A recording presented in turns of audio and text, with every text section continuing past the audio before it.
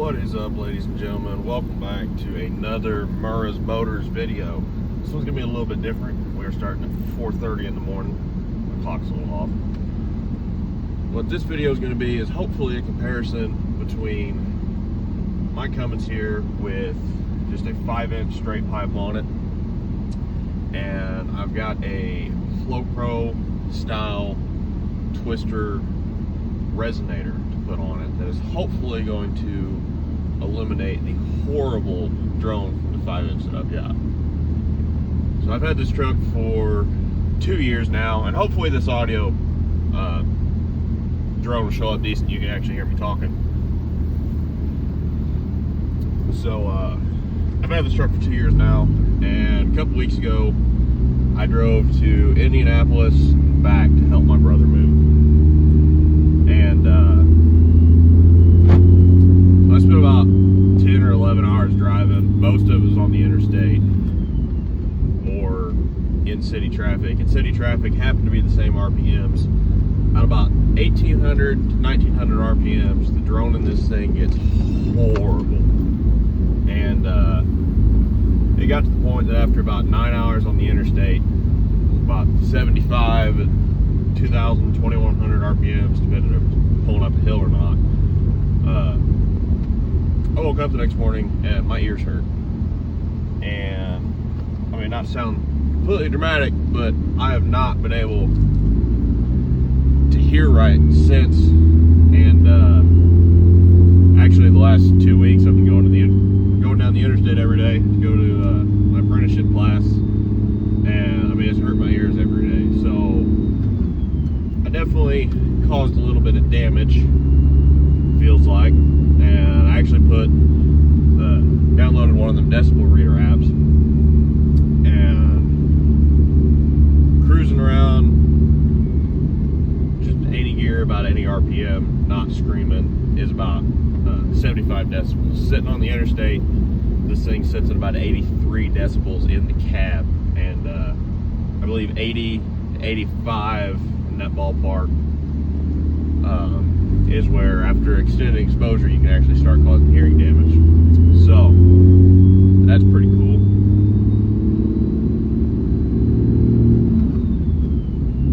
So this truck is a 1367 with a G56 6-speed manual. I also have a second-gen swapped S464 non-VGT turbo on it, which automatically makes it louder. You're going to hear the turbo way more. And I've gotten the exhaust aftermarket after the turbo baffle exhaust brake on it, but it decided to quit working about a year after I got the truck, so that's unfortunate. VGTs will automatically make something quieter, so we are going to while I drive to the interstate, video this, and maybe make, not that one, but maybe make some crispy G56 sounds on the way, and then hopefully show you just how bad the drone is running down the interstate. I mean, it drones all the time, but nothing quite like sitting at 2,000 RPMs, which I mean, we're almost at, so you can kind of get a taste for it.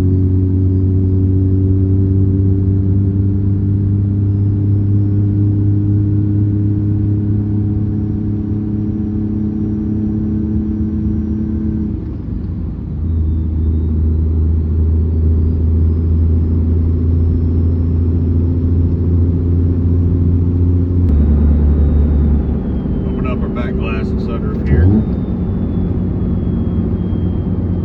Going through the trees in downtown.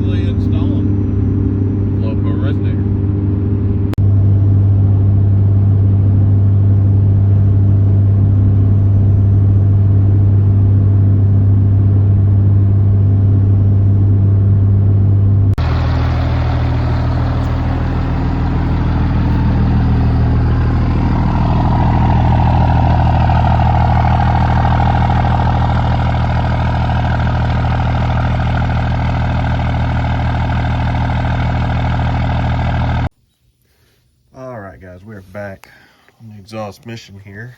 We're under the truck. Here we have our twister resonator.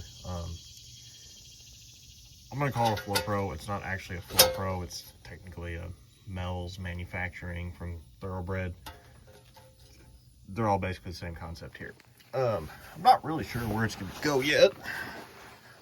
I was originally thinking, laying on my back, I'm trying to see if I can record this right. Replacing this piece, this is just slightly bigger than that. You want these as close to the engine as you can get, as close off the downpipe as you can get, but I'm not really gonna do that. Mostly because I don't want to cut into this big long piece. Is pretty much how it's. I just really don't want to cut into that piece and deal with all that, which obviously can affect how well it works, but I don't know. We will see for now.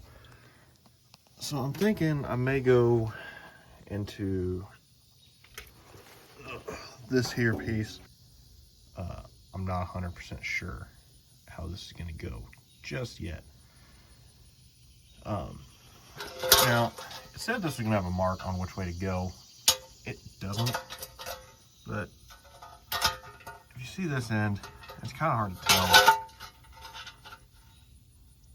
It kind of looks like those pieces are kicked out toward me, and you want it where it's going to easily flow the exhaust. This side looks more like those fins are caved toward the center, like it's trying to push it through that way. So I think that's the way we're going to put it on. All right, so we got this pipe out. Wasn't that bad once I got these very rusted clamps that have never been off since this exhaust got put on in Ohio years ago. Once I got those off, building. So what we've got, I'm going to call it a small pipe end here for the big slip to go over, and the same thing right here. We got a small pipe for big flange to go over, basically, for lack of better terms. So I was thinking, for some reason, I could lop the ends off, put this in the middle of this piece, but then I'm making two cuts, and I don't even need to do that. Since this piece is big on both ends, what I think I'm gonna do is just make this an end, and then cut it, you know, right there or wherever, measure how much I want to sit in there, and then I will just cut that end off. So the easiest way to cut this, laying it out at least, would be with something like a pipe wrap. You can wrap around a piece of pipe and it'll stay square. You can put a clean line around it. I don't have one. I'm a Boilermaker, not a pipe fitter. We don't need that. So all I'm gonna do is, I got my ends pretty well flush, close enough, within a 1/16 or whatever. I'm not even gonna measure anything. All I did here is came down. You can kind of see where this starts to slope down right there. So it's not gonna slide in any further past that. So I came back just a hair. You can see my line right there. Maybe. See that hump? There's my line. It is close enough. There's still plenty of bite surface. I mean, our clamps are only probably 1.5 inches wide or whatnot. So what I will do, if you never, laid anything out for cut before, I don't have a bandsaw. I don't want to use a sawzall, because if you start crooked, end up crooked, it's just going to keep slicing it crooked, and I don't want to deal with that. I'm used to using Metabos, grinders, cut off wheels all the time. So I'm just going to pull whatever my measurement to that line is from the end of the pipe, and I'll just go mark it all the way around. And yeah, it'll take me a minute or whatever, but then I've got a nice cut line all the way around. So hopefully I don't end up too crooked by the time I get around this thing. All right, so like I said, this ain't quite rocket surgery. We got our line laid out. I made hashes and eyeballed them together, so it'll be fine. Alrighty, so we got this cut. Ain't 100% square, but it's square enough. Went ahead and just took all the dirt burrs off the inside. A little flat file real quick. So maybe it'll show you a little better now this out in daylight. You can see on this side, those fins are kind of in there, curved toward the middle and kind of pointed back. I can get it cast shadow. Maybe able to see, maybe not. But as opposed to this side where they're kind of angled coming at you. So you want to put these on, try to keep the rocks out of it, so that it's going back for better exhaust flow. So this end is going to go toward the motor, and this end will go toward the rear. So we're going to take our piece here and slam it in there. There we have it. So make sure that's straight. Put a clamp on that. Should be ready to go back into the truck. All right, we got this put together. If I get my hand out of the way. Something to note, I put this clamp on where when it goes in the truck, the bolt heads are going to be down. These have nuts. These are just Amazon clamps. That's what I could get quickest because I was tired of my ears getting blown out. These have nuts, so I mean, really, I probably should have put those on the bottom. But the style that was on it, this block is threaded, and so you want to put it where you can get to your bolt heads easiest, you know. And I just wanted to put this together on the ground so that it was fixed going into the truck. So I'm just going to slide it all back together. When you put these types of band clamps on, make sure you don't have a gap around it. You want to crank it down until you suck the gap out of it all over, so you don't have an exhaust leak. I didn't grab my tripod, so I'm just gonna throw this together real quick and I'll be right back. And here we have it, folks. When sprayed a bunch of penetrating oil on those bolts, hopefully they don't get too gunked up. I mean, I doubt it's gonna make that much of a difference. Probably should put anti-seize, it'll probably all burn out, but whatever, should last for a little while just in case. Like this clamp, I don't know, there may be a little lip, it could have been there before. I didn't exactly knock all the crud off the pipe, so if I see some soot out of it, you know, I'll slide them out, clean it off real good. I'm just kind of in a hurry this weekend, so I'll deal with it later if I have a slight exhaust leak. But that is that. All things considered, it probably took maybe half an hour, and I spent most of that trying to break these clamps loose at the start and making sure my cut was mostly straight. So it's a pretty quick, simple job, even for somebody that, you know, doesn't have a whole lot of mechanical know-how. It's pretty bolt on with one cut. So we're gonna get my tools picked up and we will run down the road and see how much better it makes it.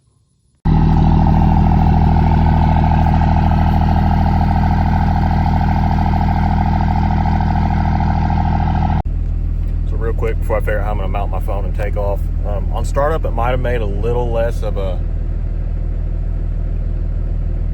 I don't even know how to, a bark right when it fires, that original bark, that might have been toned down a little. Again, it's not a muffler, it's a resonator, so it's supposed to cut down on drone, not so much on sound. Idle's about the same, idle sound's about the same, so we're gonna see driving. We'll start off with the back window open. I know, just to see, leaving the house, how much of a difference it makes.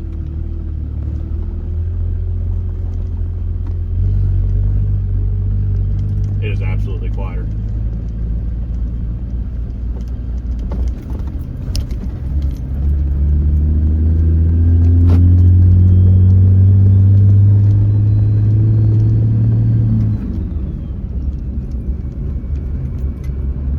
This thing is noticeably quieter.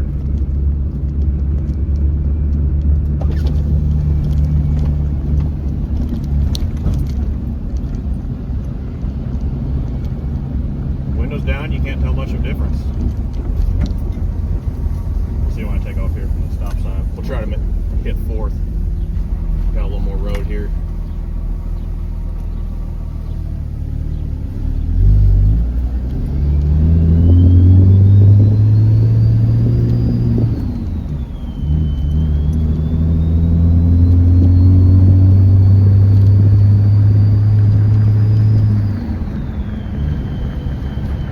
Turbo sound is still there, but the exhaust is definitely quieted down. There's a huge difference there.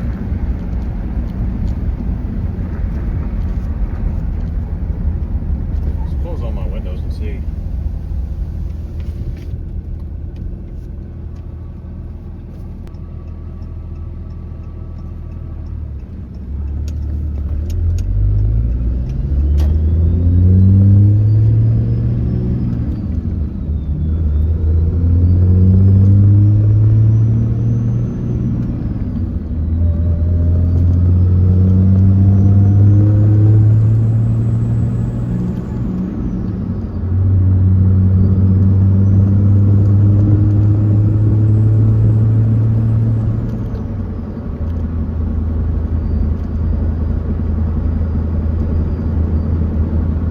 Definitely more turbo noise than exhaust.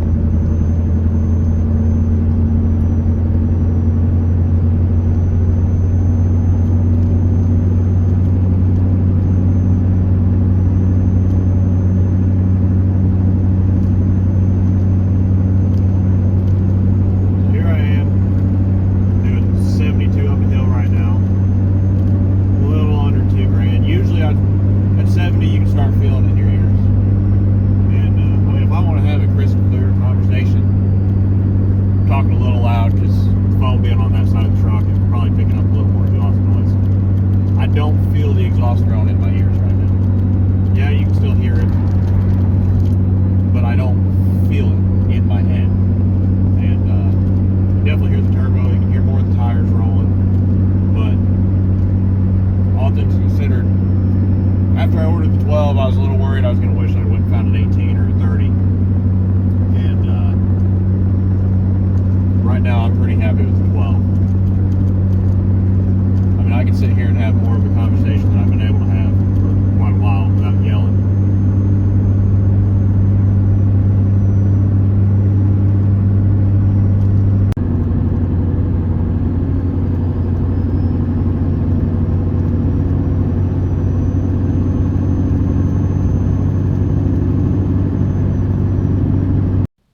So this is a couple weeks later, finally putting this video together, and I just wanted to say that the 12-inch Resonator was it was great.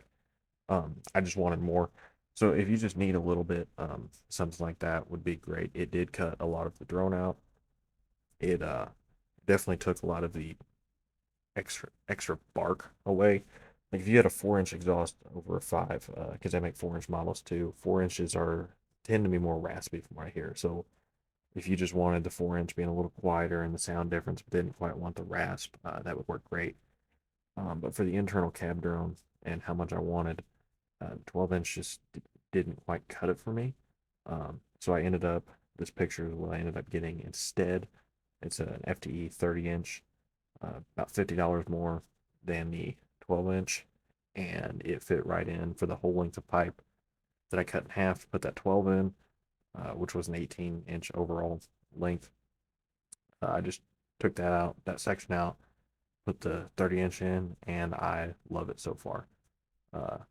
It might do a little more muffling outside, but not by much. The bark difference is about the same. I mean, really, externally, it's probably about the same as the 12-inch, but internally, it makes a significant difference. I can actually hold a conversation for the most part without going, huh, all the time. I mean, now, yes, there's still exhaust sound inside the cab because it is still a 5-inch, but there's not the extra just echoing around in your head drone inside. Most of my noise now is just my worn out old tires and, the turbo at certain times. So that is the route that I ended up going. I don't have videos of it. I really don't think it's going to show that much in videos because you can already hear my excess tire noise in the ones as is. So it's kind of hard to show. but that is ultimately what I ended up going with. And so I just wanted to give that update. I'm sitting here editing this video. And as always, thank you guys for watching. Hope this helps. And if nothing else, hopefully this is just a good video for showing 5-inch straight pipe sounds, and especially with cool G56 sounds. Thanks for watching. Catch you guys on the next one.